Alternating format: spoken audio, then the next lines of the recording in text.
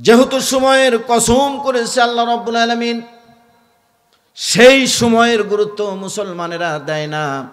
বিড়ি টানে, বিড়ি টানতে টানতে এমন টান সুখ টান দেয়, ধোঁয়া কোন দিকে উড়ে যায়, কত দূর ধোঁয়া উড়ে যায় মুসলমান নজর করে দেখে। এরকম লোক সমাজে আছে না নাই?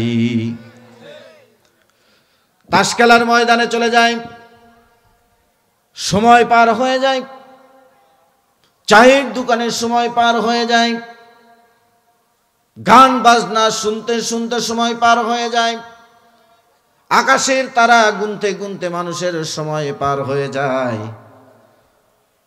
আপনারা লক্ষ্য করুন, একটা ছেলে স্কুলে পড়ে, পরীক্ষার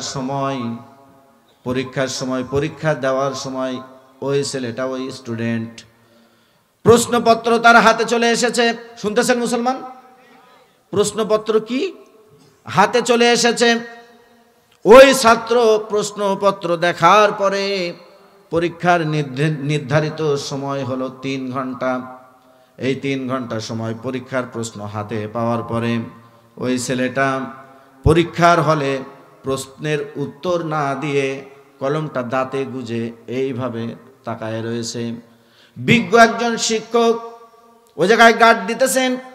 শিক্ষক বারবার ছেলেটাকে বলছে, গাফেল ছেলে, পরীক্ষার সময় কিন্তু মাত্র 3 ঘন্টা। তুমি যে বসে বসে এই রকম করে কি চিন্তা ভাবনা করো, তুমি যদি না লেখো তাহলে তো তুমি ফেল করবা। একটু বুদ্ধি করে বসো। মুসলমান বলেন তো শুনি, কথাটা ঠিক কিনা? এরপরেও ছেলেটা যখন সতর্ক হয় নাই, 3 ঘন্টার সময় পার হয়ে গেছে। এই 3 ঘন্টার সময় পার হয়ে যাওয়ার পরে বলেন তো মুসলমানেরা, ওই 3 ঘন্টা পার হওয়ার পরে তার আর পরীক্ষা দেওয়ার সময় আছে নাকি?